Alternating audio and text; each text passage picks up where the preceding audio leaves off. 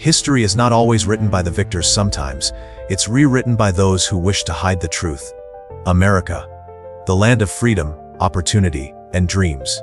But beneath the surface lies a shadowed history. Stories erased from textbooks, secrets buried deep in forgotten archives, and events so strange they almost sound like fiction. These are not tales of presidents and parades, but of vanished colonies, hidden slave markets, stolen gold, and secret scientists smuggled from the ashes of war. What you're about to hear is not the America you were taught about in school. It's the America they never wanted you to know. Section 1: The Vanishing Colony of Roanoke. 1,000 words. In the summer of 1587, a group of 117 men, women, and children set sail from England, crossing the vast and dangerous Atlantic Ocean. Their leader, John White, dreamed of building the first permanent English settlement in the New World. They landed on Roanoke Island, a small strip of land off the coast of what is now North Carolina. At first, things looked promising. Houses were built, food was stored, and crops were planted. But Roanoke was not a land of gentle welcomes. The settlers faced a strange wilderness, thick forests filled with sounds they couldn't recognize. Whispers carried on the wind at night, as if the land itself was watching them. The native tribes were wary, some were friendly, others openly hostile. Supplies began to run low. The colony was on the edge of collapse. Desperate, John White decided to return to England for reinforcements. He promised his people he would come back as soon as possible. But fate had other plans. War broke out between England and Spain, the infamous Spanish Armada, and White was trapped in England for 3 long years. When he finally returned in 1590, he found Roanoke silent. The houses were abandoned, overgrown with weeds. There were no signs of struggle, no bodies, no blood, no personal belongings, scattered in panic. The only clue was a single word carved into a weathered wooden post: Croatoan. The word pointed to Croatoan Islands, now Hatteras Island, home to a friendly native tribe. White searched, but found nothing. No settlers, no graves, no answers. It was as if the entire colony had simply walked into the forest and vanished into the earth. For centuries, theories have tried to explain what happened. Some say the colonists integrated with local tribes, disappearing into native culture. Others whisper of starvation and desperate cannibalism. A few believe they were taken by something far more sinister, a force in the woods beyond human understanding that claimed the first English settlement as its own. Even today, archaeologists continue to dig in the sands of Roanoke, searching for clues. They find fragments, a piece of armor, a shard of pottery, but never the truth. The fate of the lost colony remains one of America's oldest and darkest mysteries, a reminder that this nation's history began with a disappearance. And in that silence lies a question America has never been able to answer. In the golden painted history of America, the story of freedom is celebrated loudly. The ringing of liberty bells, the waving of flags, the proud declarations of equality. But there is another story, buried deep beneath the noise. A story of chains, blood, and fire. A story they rarely teach, because it reveals how freedom was never given. It was fought for, with desperate courage, by those who were never supposed to win. The history books will tell you about the Civil War. They will tell you about Abraham Lincoln. They will tell you about emancipation. But they will rarely tell you about the slave revolts. The first major uprising came in 1739, in the sweltering heat of South Carolina. The Stono Rebellion. Enslaved Africans, forced to work under a punishing sun, rose before dawn. They broke into a store, armed themselves with guns and ammunition, and began marching south toward Spanish Florida, where freedom awaited. Along the way, they set plantations aflame, killing slave owners, and shouting for liberty. It was not just a fight for survival, it was a declaration of humanity. The rebellion was crushed within a day. Heads of the captured were placed on pikes along the road as a warning to others. But the warning worked in reverse.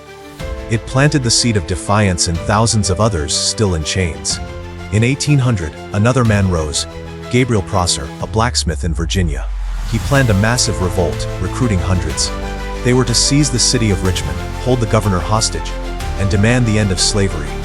But on the night of the uprising, torrential rains flooded the roads, delaying the march.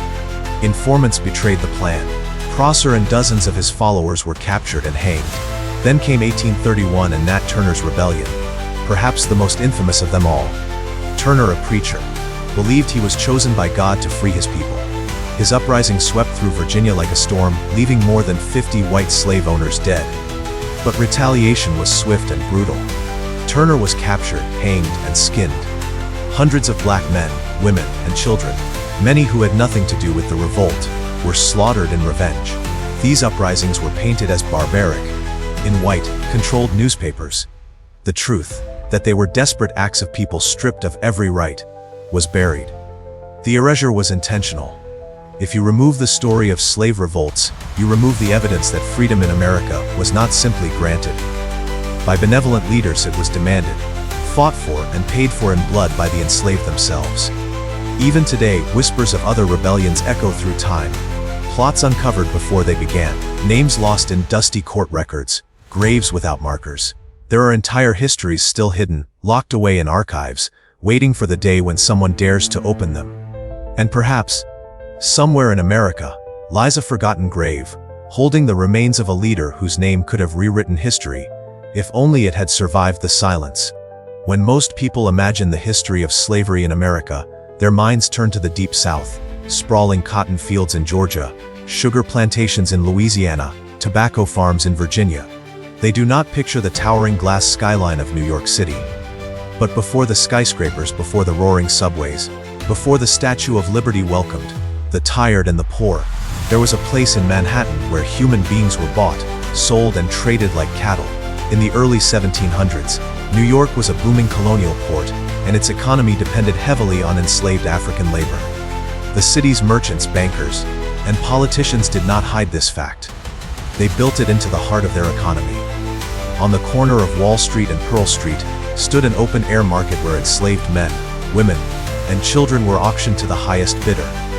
Imagine it a row of wooden platforms under the open sun, shackled men standing stiffly, women clutching their children, traders calling out bids as if they were selling spices or cloth. Ships from Africa and the Caribbean docked nearby, unloading their human cargo straight into the city's streets. For nearly 50 years, this slave market operated openly. Records show that some of New York's most respected families, whose names still appear on streets and buildings today, made fortunes from the trade. Enslaved labor built the city's roads, its homes, its docks, even parts of the iconic Trinity Church.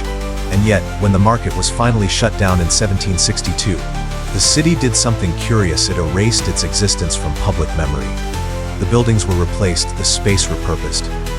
By the time Wall Street became the financial capital of America, few even remembered that it had once been a marketplace of chains.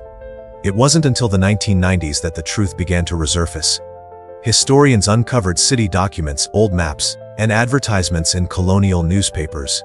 For sale, strong Negro boy, age 20, printed right alongside ads for furniture and horses. Today, there is a small plaque marking the site where the market once stood. Thousands walk past it every day, unaware of the blood that once stained the cobblestones beneath their feet. This is the hidden face of American capitalism. A reminder that the wealth of the financial district was not born solely from hard work and clever investments, but from human suffering, sold by the pound.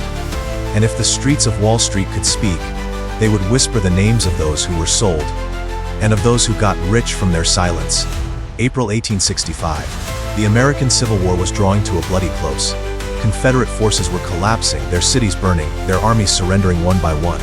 Richmond, the capital of the Confederacy, had fallen. In the chaos of defeat, an order was given, one that has fueled treasure hunters' dreams for over a century. Move the gold. The Confederate treasury, filled with gold coins, silver bars, and priceless jewels, was loaded onto wagons under heavy guard.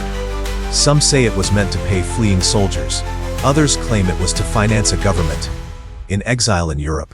Whatever the reason, the wagons rolled south from Richmond under the cover of night. Witnesses later told of strange sightings, heavy wagons rattling down dirt roads, soldiers riding silently with rifles ready, guarded campfires burning in the darkness. But somewhere along that journey, the gold disappeared. One version of the story says the treasure was buried deep in the Appalachian Mountains by soldiers who never returned to retrieve it. Another claims it was sunk into the depths of Lake Michigan to hide it from Union hands. There are even whispers that secret Confederate agents smuggled it across the border into Mexico, where it remains hidden in dusty vaults. Over the decades, the legend has grown. Maps marked with cryptic symbols have surfaced. Old diaries speak of the treasure that will restore the South. Metal detectors have been carried into forests. Divers have searched murky lakes, and even the FBI has conducted secret investigations, including a 2018 operation in Pennsylvania, where agents dug at a remote site for days, refusing to explain what they were looking for. Was the gold found that day? The FBI says no, but locals claim they saw trucks leaving in the dead of night. The mystery remains unsolved. Somewhere, perhaps beneath a forest floor or beneath a mountain lake, lies a fortune that could rewrite the last chapter of the Civil War. And maybe, just maybe, someone already knows where it is. The Second World War had ended. Nazi Germany had fallen. The world celebrated, but behind the cheers, another war had already begun. The Cold War. The United States and the Soviet Union were locked in a new kind of battle. One for technology, intelligence, and the future itself. Whoever could master the skies, the missiles, and the atom would control the world. And so, in the shadows, America made a decision it would publicly deny for decades. They would recruit the enemy. The operation was called Paperclip, named for the paperclips attached to the files of certain German scientists to mark them for special handling. These were not ordinary scientists. Many had been high-ranking members of the Nazi regime, working on rockets, weapons, and experimental technologies for Hitler's war machine. Some had even been implicated in war crimes, using slave labor, conducting inhumane experiments. In any other world, they would have been tried at Nuremberg. In this one, they were given new lives in America. Over 1,600 German scientists, engineers, and technicians were secretly brought to the United States. Their Nazi pasts were erased or rewritten. They were given new identities, government salaries, and in some cases, houses in quiet American suburbs. One of the most famous recruits was Wernher von Braun, the man who had designed the V-2 rockets that rained destruction on London. In America, he became the architect of the Saturn V rocket, the one that took astronauts to the moon. Operation Paperclip's success was undeniable. These scientists helped the US win the space race, develop advanced missiles, and secure military dominance during the Cold War. But the cost was moral. America had traded justice for power. For decades, the program was denied. Only in the late 20th century did the full truth come to light, through declassified documents and investigative journalism. Even then, many files remain locked, their details still hidden. And so, a question lingers. Was the leap into the space age worth the shadows it brought with it? Or is the story of America's rise forever intertwined with the ghosts of its enemies? Because sometimes, the price of victory is a debt you can never repay.